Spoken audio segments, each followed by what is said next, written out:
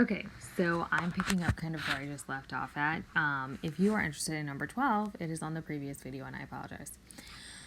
So for this part here, for number 13, we're going to plug in, again, -8 for the x value. So it is f of -8 is equal to 11 times -8 minus 24. There we go. Okay, divided by 2. And so f of -8 is equal to 11 times -32, over 2, which is equal to -176. So that's kind of, and don't forget to, this is really the answer here, but also be comfortable seeing it written kind of like this. Also, you may see it written even as an ordered pair. Like that as well. Okay? All right, which of the functions will result in f of 3 equaling -5? So what this is kind of, if you're interpreting this, is they're saying when the x is 3, the y will be -5. So we're going to plug in 3 for our x's on each one. Okay.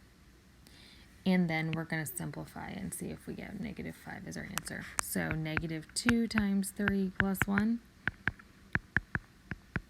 There's 1. Okay. The next one will be -3 squared. The 3 is not, the negative is on the outside of the square, so you're just squaring the number x. So this is going to be -9 plus 1. Oh, look. And another. Will it be all of them? Not likely, since the first A was -2x plus 1. Oh, no, it could be. All right, we'll try. 2 times 3 minus 1. Ooh, it's feeling like a positive 5. So this one's down. Is out. Okay. All right. For the function f of x equals 4x minus 1, find the range given the domain. So they're giving you your x values. For this one, we're plugging them in to find our y values. I even rewrite it as a table because I like it better. Remember, domain's just your x. So 4 times -2 minus 1 would be -9. And 4 times 0 minus 1 would be -1. 4 times 10 minus 1 would be 39. So this part here is going to be your range. So we're going to list them in order from least to greatest. They kind of already are in order, but there you go, is your final answer for that one. All right, identify the zeros. A 0 is just the x-intercept, and this is a line. There's 1, and it is right there. If you wanted to write it as an ordered pair, it would be -3, 0. Or you could also write x equals -3. Or even in the solution set. Oops, that is bizarre looking. Sorry. -3. Okay.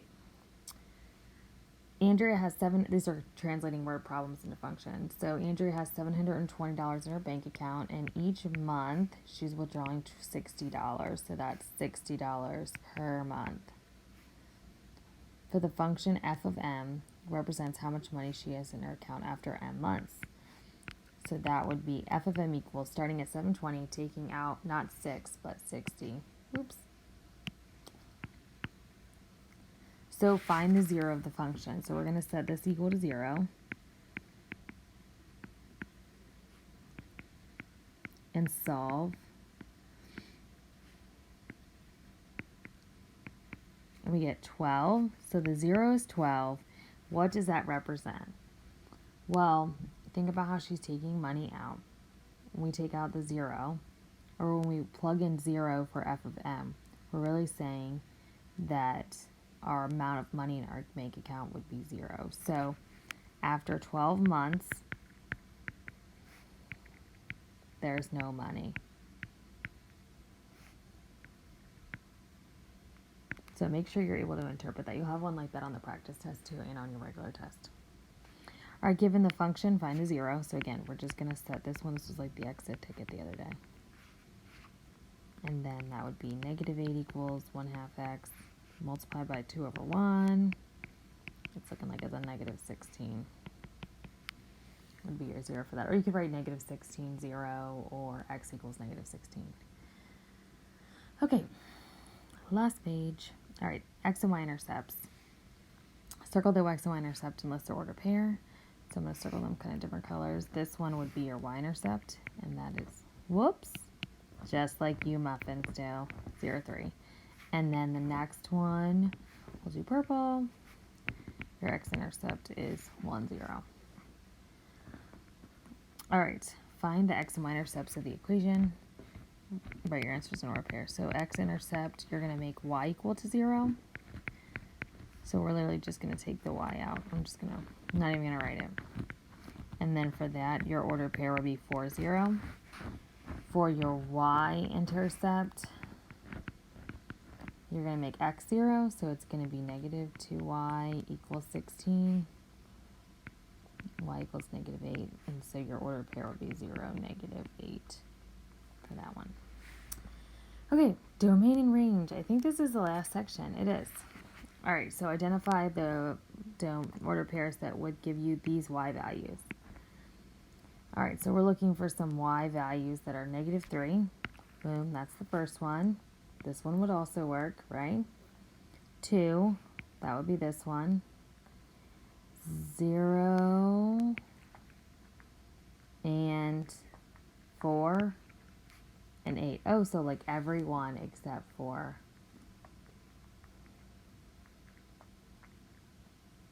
the last one. Yep. Okay. Identify the domain and range of the function, or domain of range of the relation. So remember, domain, right? I'm going to like mark it all over this. Domain goes like, let me just, the coloring is sometimes it's like weird. I want to like keep it this color, but we'll do.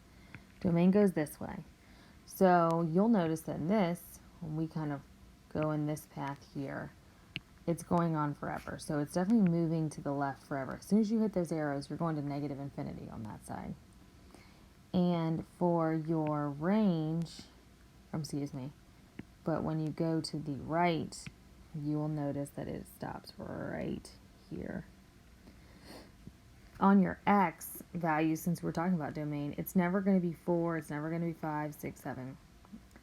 It's going to be 3 and negative infinity, so 3 and less.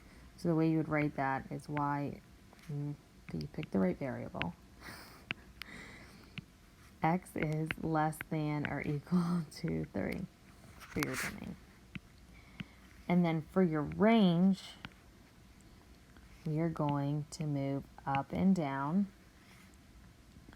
So when you go up and down, as you move, it feels like it stops, but as you move up, I hit an arrow here and I hit an arrow here.